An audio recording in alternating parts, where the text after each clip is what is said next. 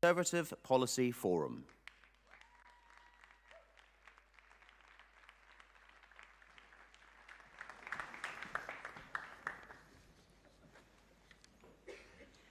Well, good morning, conference. I'm Penny Ann O'Donnell, and I am thrilled to be the voluntary director for our Conservative Policy Forum, the CPF, the ideas engine at the beating heart of our voluntary party, with direct links to government. I'd like to take this opportunity to thank the Prime Minister and our party chairman for actively engaging with the CPF in response to our consultations. Many members' ideas are now in legislation. We are excited to be working closely with CCHQ on a number of specific projects around voter engagement, because our members feel strongly about being listened to, most especially on the development of strong Conservative policies.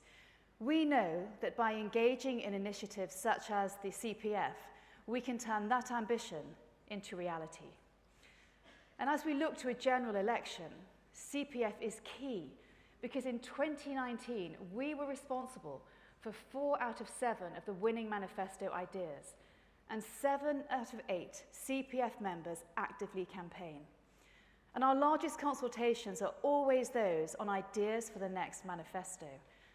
And thank you to our incredible membership for the time and commitment they spend in sharing their vision through policy ideas for our fantastic party. And people are keen to engage.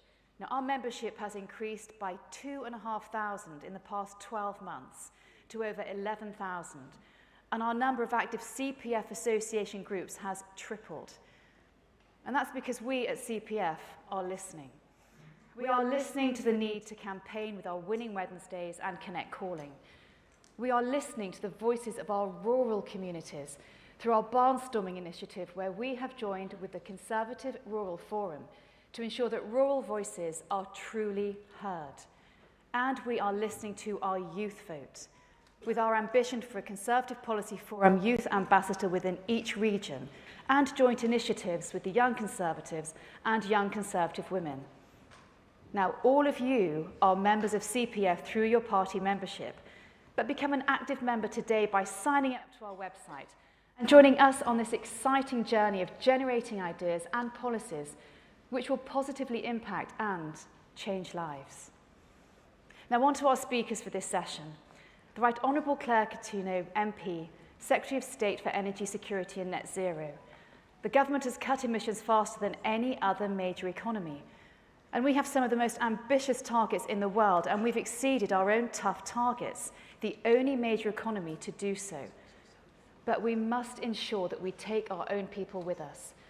And as the Prime Minister set out last week, Conservatives are delivering practical solutions to ensure we have secure, cheap energy, reducing bills and protecting the environment, whilst understanding the challenges of hard-working families that they are facing.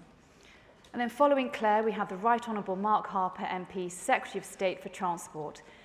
And Mark's forward-looking vision just this last month saw a path for net zero emission vehicles by 2035, £80 million of funding to improve and protect bus services, allowing local authorities the ability to make the changes their local community needs, and our Clean Maritime Day package to make green shipping a reality and level up coastal communities. And lastly, we'll be joined by our Secretary of State for Culture, Media and Sport, the Right Honourable Lucy Frazer, KC MP. Lucy is in charge of the sectors that give our country a sense of pride and place. Our amazing sports, our world-class creative industries, but also our national heritage. A barrister by trade, in government, Lucy has been a real champion for young people and for turbocharging long-term growth and creative industries. So, conference, please welcome to the stage Claire Coutinho.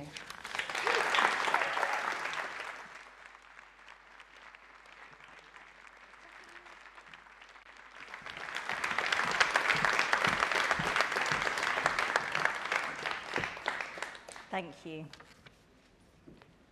Our nation, its people and its businesses are going to succeed in the decades ahead if and only if we source enough energy. Energy that's homegrown, clean, and cheap. If we get this right, the British people will enjoy greater prosperity in the decades ahead.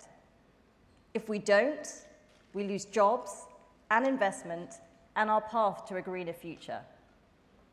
I first want to pay tribute to my predecessor, Grant Shapps, who was relentless in making the case for energy security. He rightly said that we cannot be at the mercy of tyrants like Vladimir Putin, who seek to weaponize oil and gas against us. Our best defense is ensuring our own energy independence.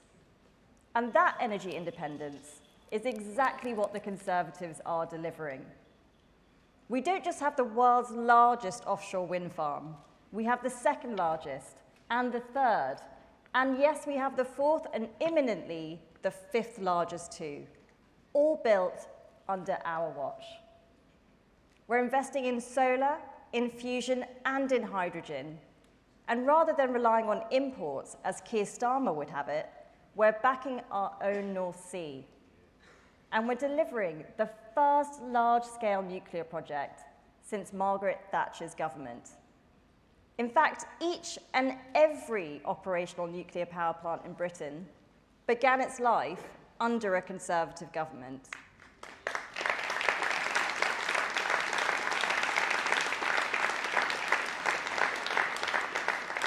And we've done this all whilst meeting our climate change ambitions and growing the economy.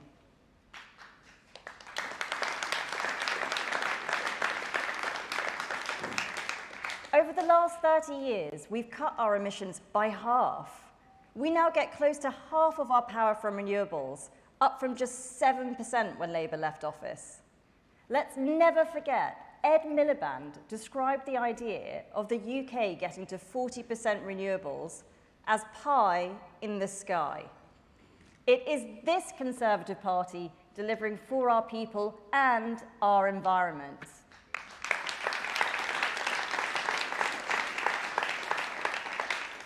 Our leadership is also bringing wealth to our economy and to British workers.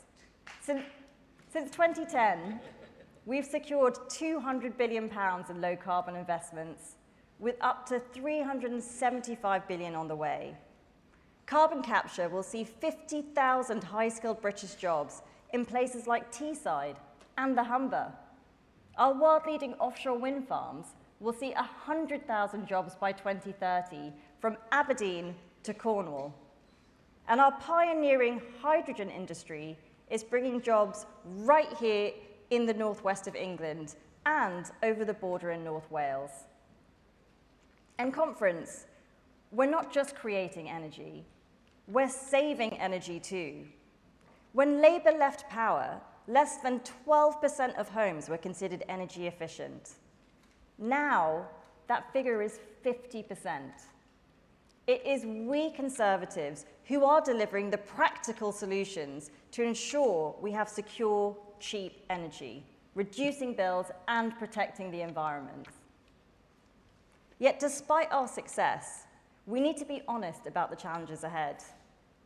The transition to clean energy should be a cause of optimism for the country. It should mean jobs and opportunities and pride that we are playing our part in a global challenge. However, for too many people, it had started to feel like an intolerable cost at a time when, after the last few years, they felt they could least afford it. Across Europe, we are seeing the consequences when the public feel that they are being forced into the wrong decisions for their homes and their families. In Germany, the climate skeptic AfD is now polling in second position in Europe's largest economy. In France, over a quarter of people think that climate change is a conspiracy. And in the Netherlands, the rise of a new net zero skeptic party stormed their local elections. Meanwhile, in the UK, only 7% of people think net zero is going to be good for them and their family in the near term. Uxbridge showed us what happens when you tax people for using their cars without thinking about how they would be able to get around otherwise.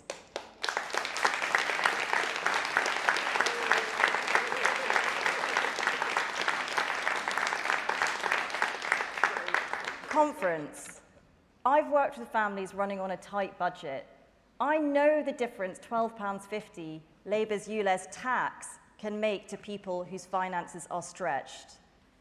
If we are to succeed, net zero can't be something that's done to people by a privileged elite. We cannot force people to make the wrong decisions for their families. And it's immoral to put forward policies that will impoverish people here when emissions are rising abroad.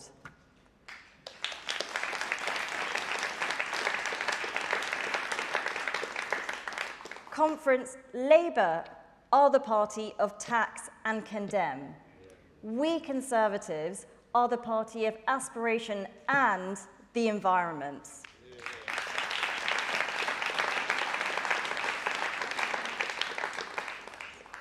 And we should be clear.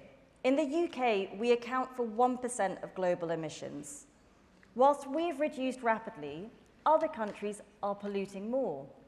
Their emissions are rising and rising fast. In China, emissions are up over 300%. We will play our part and we will support other countries to do more, but we can't do that off the backs of struggling households here at home.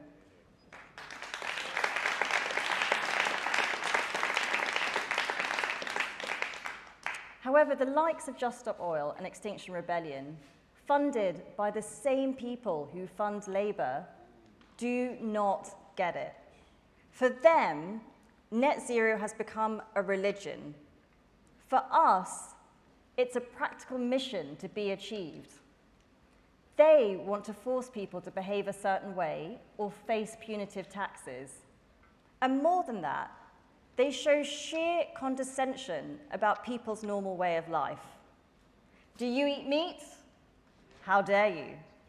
You're flying away for a week in the sun? How selfish. You're driving to work to put food on the table for your family? Well, you should have chosen a different job. It is these zealots that would see the cause of climate change lost. They are more concerned with signalling their own purity than with energizing the cause of climate change. They don't seek to persuade, only to disrupt. They don't want to engage, only to silence. Conference, that is the Labour Party for you.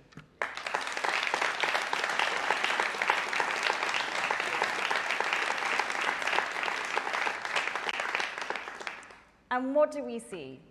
It's no wonder that Labour seems so relaxed about taxing meat. Keir Starmer doesn't eat it, and Ed Miliband is clearly scarred by his skirmish with a bacon sandwich. Conference, Keir Starmer's only green credential is his recycling of Ed Miliband.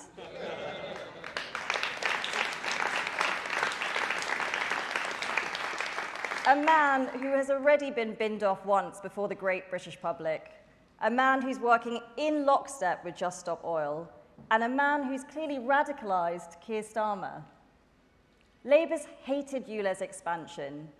Their plans to borrow £28 billion a year, which would drive up inflation, to take us much further and faster than any other country, no matter the cost to ordinary people. Their plans are toxic and would collapse popular support for net zero. Simply put, it is not the climate change deniers who threaten net zero. It is Keir Starmer's Labour Party.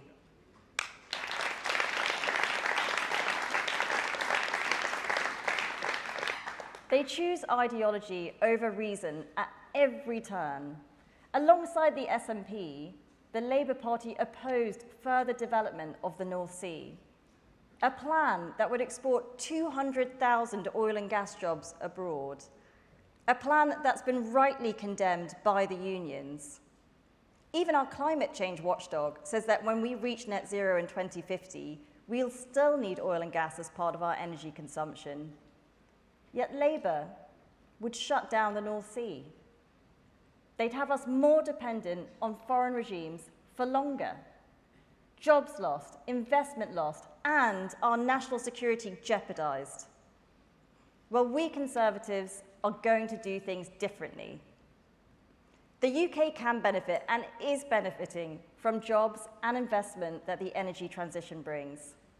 From climate finance to generating new technology, we have a leading role that will see us beat climate change.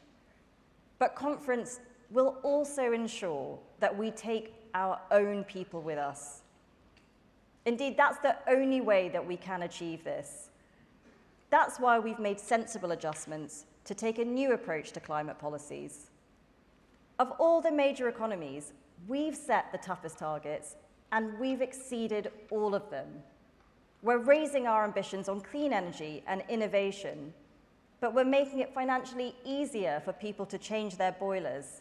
And crucially, this will be by choice, not coercion.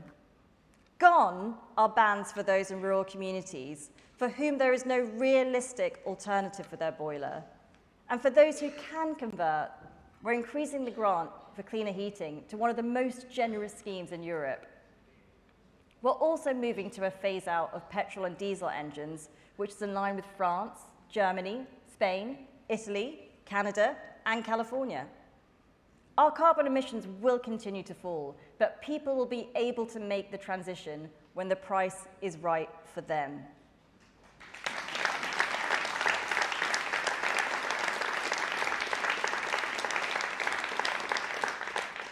We've taken these bold decisions because they are the right ones for our people. We will be ambitious, but we can also be practical, and above all, we must be compassionate. It's we Conservatives who will deliver both for our people today and for generations to come. This is a decades-long endeavour, and we are in it for the long haul.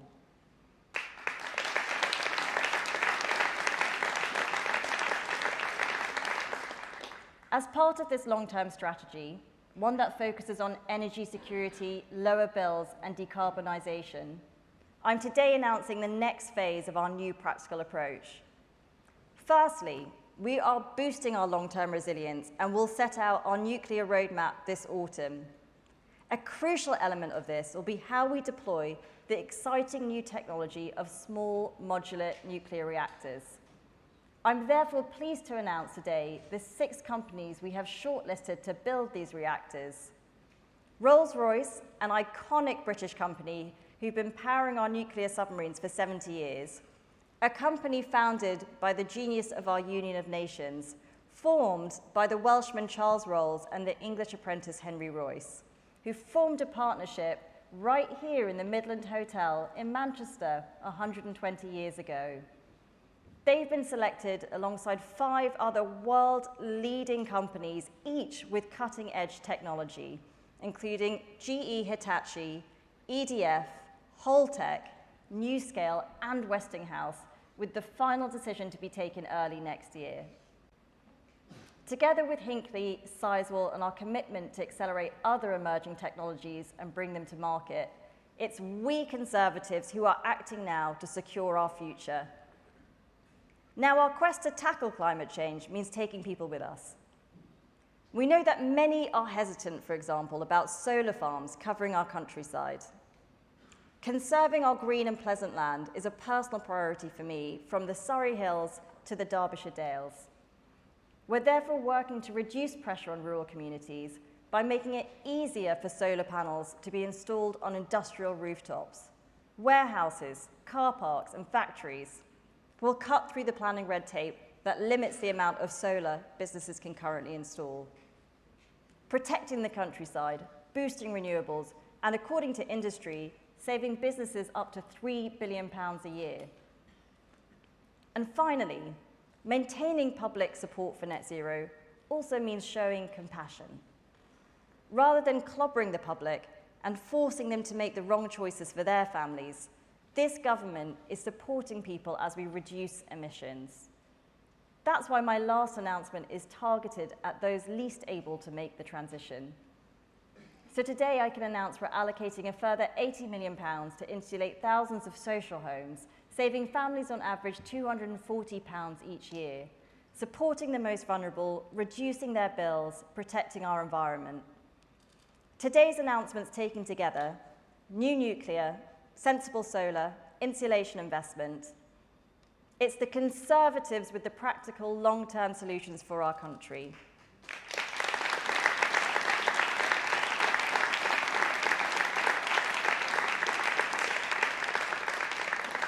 And the contrast with Labour could not be starker.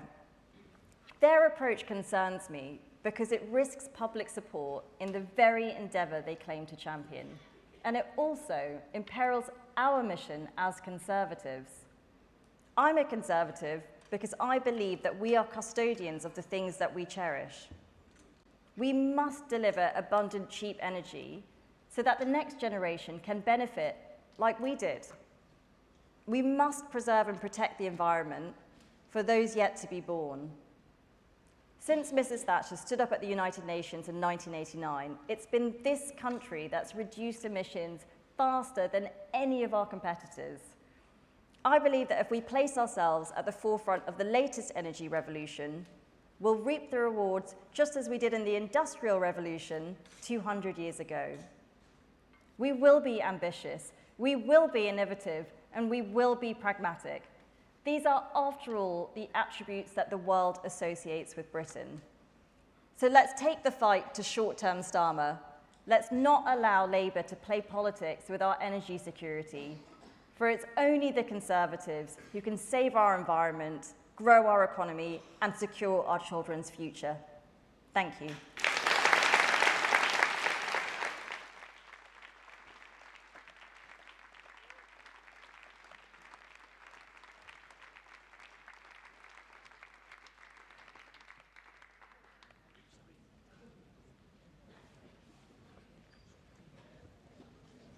Ladies and gentlemen, please welcome the Secretary of State for Transport, Mark Harper.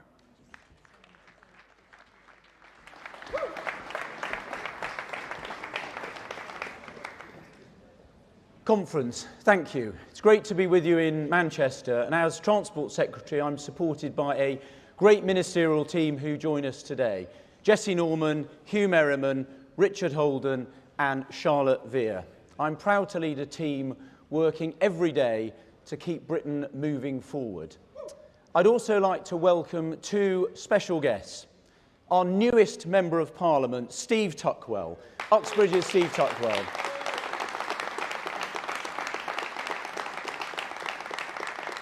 Steve's campaign to stop Labour inspired us all.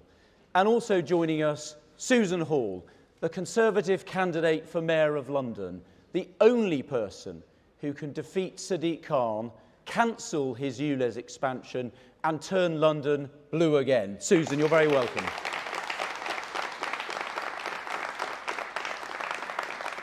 Now, when we arrived in the department last October, we faced industrial action across our railways. By March, we'd resolved the dispute at Network Rail, meaning the rail infrastructure is always available, crucial for moving freight. But the union barons at the RMT and ASLEF have since refused to let their members on train operators have a say on the fare offers on the table. They don't care how many thousands of pounds their members lose in pay, as long as Mick Whelan still sits on Labour's National Executive Committee, pulling Sir Keir's strings. That's why Labour refused to criticise the continued industrial action, which achieves nothing but disrupting hard-working businesses and people who just want to get on. They take money from the pockets of ordinary people who could never dream of a train driver's wage. The union barons seek to inconvenience people, but all they do is risk resentment towards rail workers, and they put their own industry at risk. Now, make no mistake, Conference, I'm proud of what we Conservatives have done to support our railways. We've invested over £100 billion to transform services, with millions of passengers across the country travelling on new trains on upgraded tracks.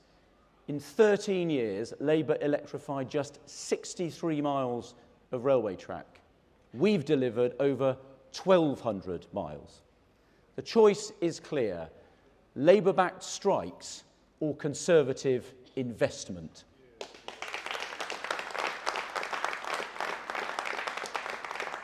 Either we make the hard but necessary long-term decisions to get a financially sustainable modern railway, or we follow Labour's lazy, ideological approach, forking out yet more money from the public purse for no benefit to passengers. Now, Conference, for people in my rural constituency and indeed across our country, buses are the backbone of public transport, and this Conservative government is backing our buses. We have invested over £3.5 billion in our bus network since March 2020, including over £1 billion to help local areas make bus services more frequent, more reliable, better coordinated and cheaper. The evidence is clear. In Labour-run Wales and London, bus fares increased last year. In Scotland, the SNP put them up. But in England, outside London, thanks to our Conservative fare cap, bus fares actually went down, helping with the cost of living. Now, in the maritime sector, which carries 95% of UK goods, we're investing to guarantee its sustainable future. In aviation, with our Jet Zero, we're ensuring we can cut pollution while still growing our economy and helping people go on well-deserved holidays, with the Prime Minister's clear commitment last month to no new punitive taxes that discourage people from flying. But conference, for most people, the most important mode of transport remains the car, the van, the lorry, or the motorbike. Now, from listening to certain corners of the metropolitan bubble, you would think owning a car was immoral, a dirty habit, an optional extra in people's lives. Politicians like Sir Keir Starmer, Sadiq Khan and Mark Drakeford are only interested in the short term, taking the easy way out and making decisions that hammer motorists to seek praise from the social media and London newspapers. It's the Conservative Party which is proudly pro-car. We are on track to a future where zero-emission vehicles powered by batteries, hydrogen or other clean technologies mean we keep driving, but powered in a way that's fit for the future. And this Conservative government will make the hard but necessary long-term decisions to get the country on the right path for the future, even if some people don't like it. What a contrast with Labour. In London, Sadiq Khan's ULEZ expansion is a Labour tax on the poorest drivers. And conference, he wants to go further. His plans for road pricing would see every driver pay per mile driven, no matter how clean their car is. And in Labour-run Wales, Sir Keir Starmer's blueprint for Labour, there are blanket 20-mile-an-hour speed limits, an ideological ban on road building, and plans to charge people to drive on the M4. And just last week, they let slip their plans for road charging across Wales. And it isn't just in Wales or in London.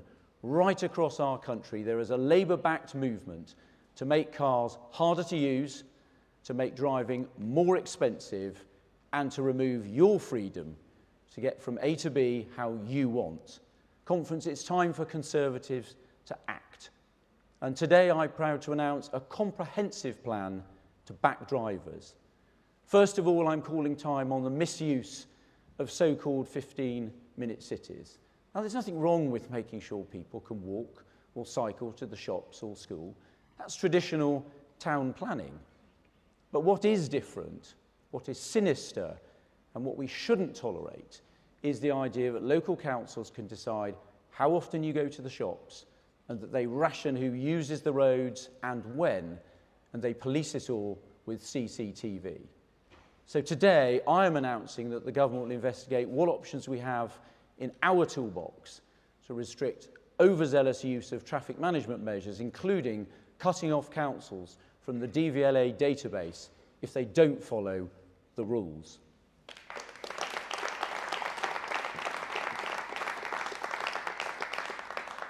The Prime Minister has already tasked me to conduct a review into low traffic neighbourhoods, and that's ongoing, building on my decision to ensure no government money funds them. It can't be right that these schemes are imposed without proper local consent.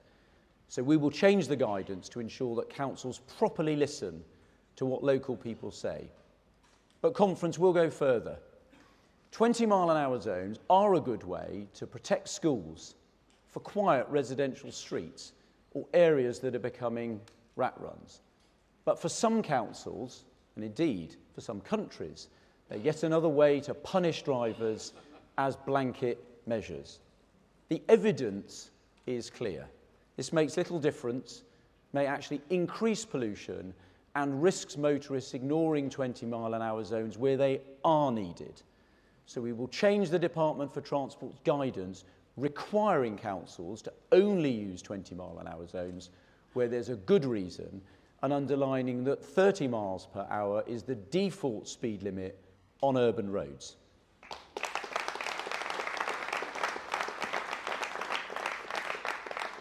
It's also time to put a stop to some councils using unfair fines as a money spinner.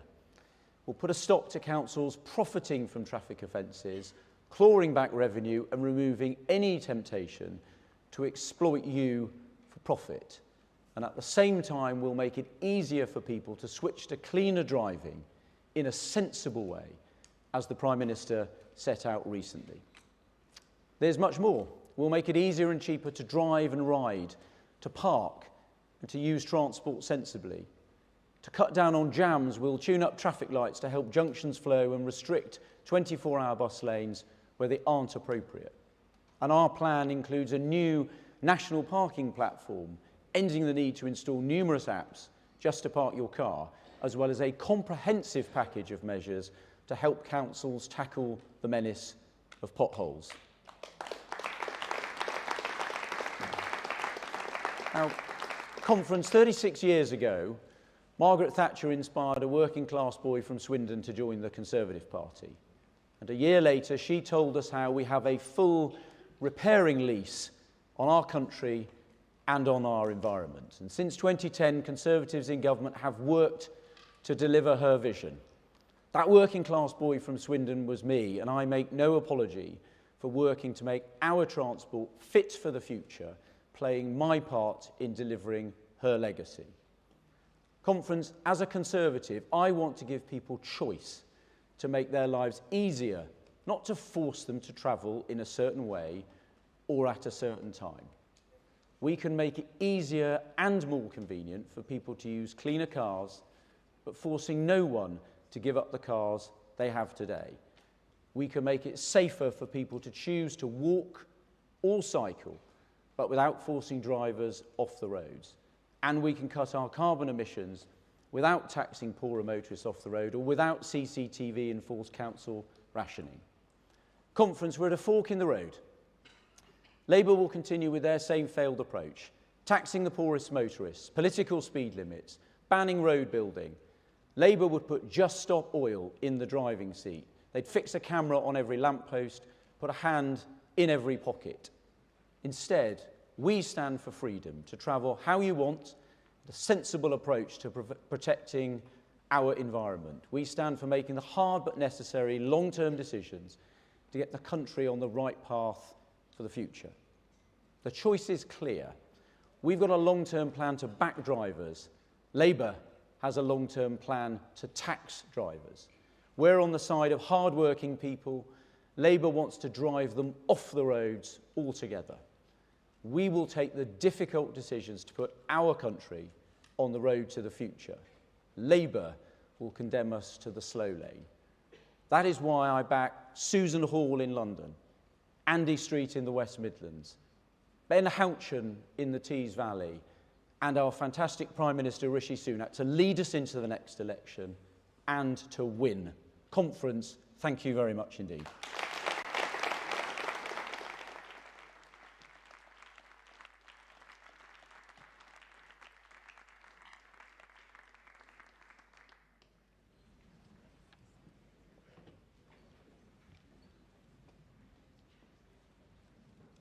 Ladies and gentlemen, please welcome the Secretary of State for Culture, Media and Sport, Lucy Frazer.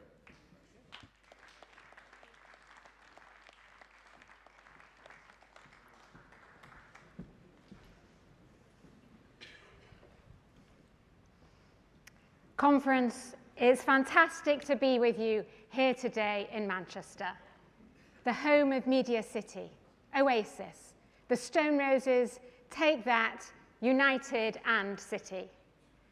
Manchester is one of our capitals of culture.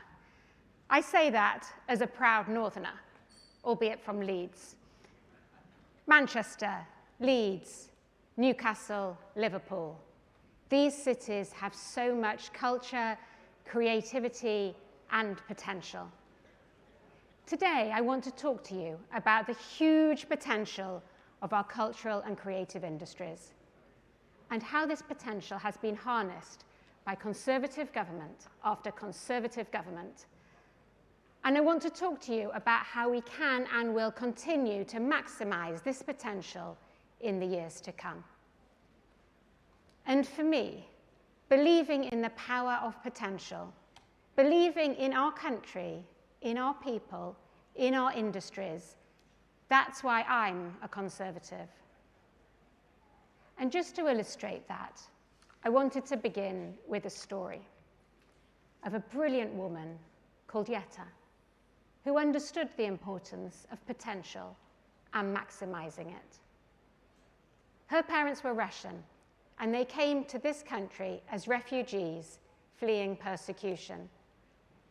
And despite many drawbacks of that age, being Jewish, the daughter of immigrants, and a woman, she succeeded. Jetta ignored obstacles and focused instead on the opportunity she had been given to be brought up here in the UK and in her very own extensive potential. She became the first female barrister in Leicester and practiced at the bar until she was 80. Jetta was my grandmother, and on every visit, she reminded me of a line from a Robert Browning poem. A man's reach should exceed its grasp, or what's a heaven for? It's a line about believing in our ability to succeed, not just settling for the status quo, about maximizing opportunity and potential, which summed up her life. And like her, I want to maximize the potential of all those sectors that I represent. Right now, we are in a golden age for British culture. We unambiguously dominate in all forms of our creative industries globally. In television, UK programmes are being exported across the world. We've had 74 British Oscar winners since 2010. Musically, Adele, Ed Sheeran, and Harry Styles continue to dominate the global charts. Last month, an executive at Warner Brothers told me that when he meets others from the industry abroad, they say, how do we be more like the UK? Football is a major global export. I challenge any of you in this room to tell me that on your holidays abroad, you haven't met a waiter, a taxi driver, or a tourist on a beach who hasn't shared their support for an English team. And it's not always United. Last holiday, I met someone who supported Grimsby Town. Conference, this success is no accident. It's the result of the hard work and ingenuity of our creative industries and the talent of many impressive individuals. It's also the result of consecutive conservative governments who have recognized this potential. Since 2012, we have supported the success of these industries with tax reliefs across the board, from film to animation to video games to theatre. These tax reliefs have helped to attract significant global investment into the UK. And when times were really hard, we stepped up. During COVID, a cultural recovery fund, £1.57 billion, which supported nearly 220,000 jobs and 5,000 organisations and protected our cultural heritage and creative industries. Our film and TV Restart Scheme supported over 1,000 productions, over 100,000 roles for cast and crew, and over £3 billion of production expenditure. We know that this cumulative support has driven success. High-end television saw a total production spend in the UK of £4.3 billion in 2022, up from just £390 million in 2013, the year the tax relief was introduced. That's a 10-fold increase. Jobs that would not have been filled, stories not told, creativity taken elsewhere without that Conservative support. But Conference, we can't rest on our laurels.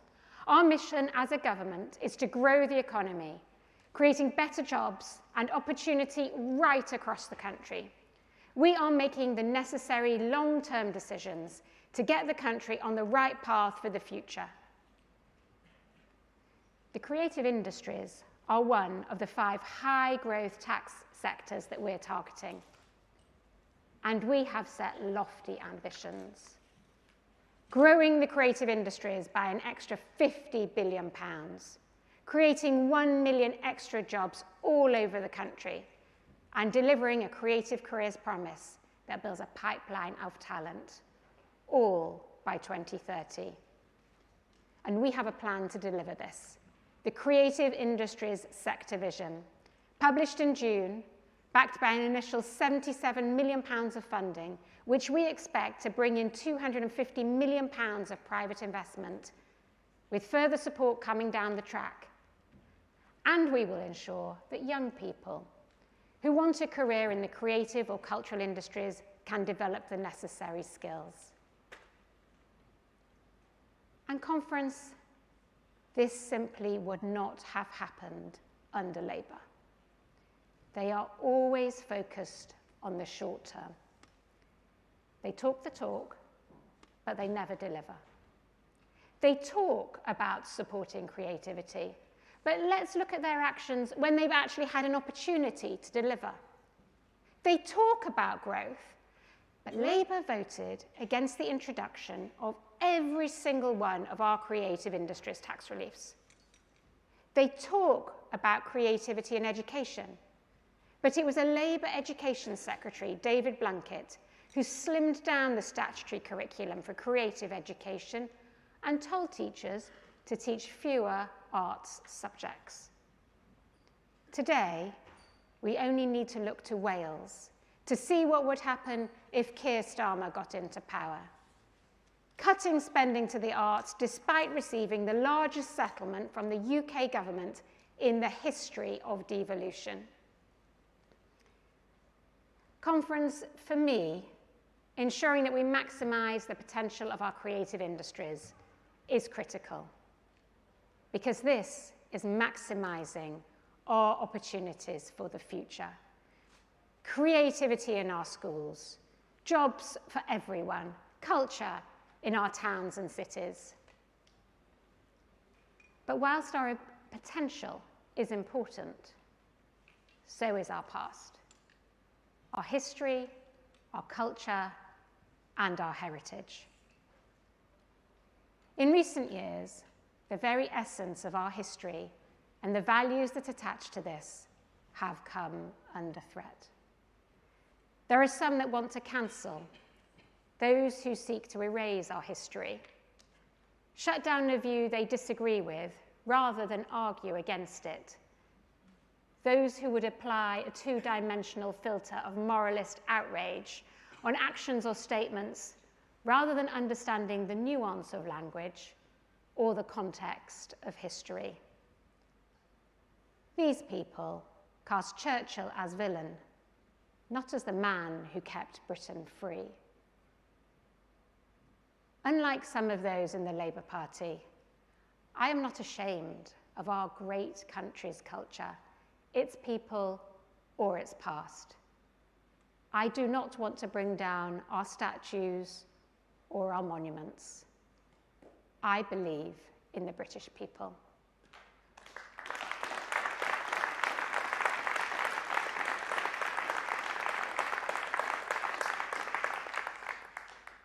What some call culture wars, I say, is standing up for our principles: pride, tolerance, understanding, learning, respect, fairness, and common sense. That's why the sports strategy we published in July sets out a common sense approach to trans inclusion in women's sport, protecting women, and the integrity of women's sport, with fairness at its core.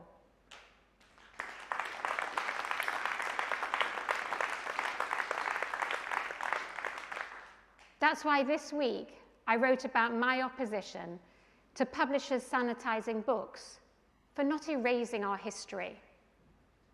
And it's why I will shortly be publishing new guidance on retain and explain for statues, so that rather than tearing down our history, we can understand it.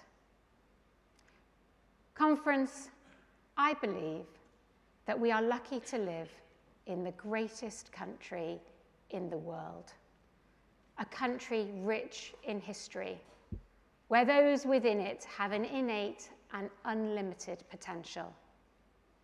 It is our job in government to harness that, and we have, and we will continue to do so, because it is only through belief in our country, pride in our people, optimism for what lies ahead, that we can deliver a better future for our children.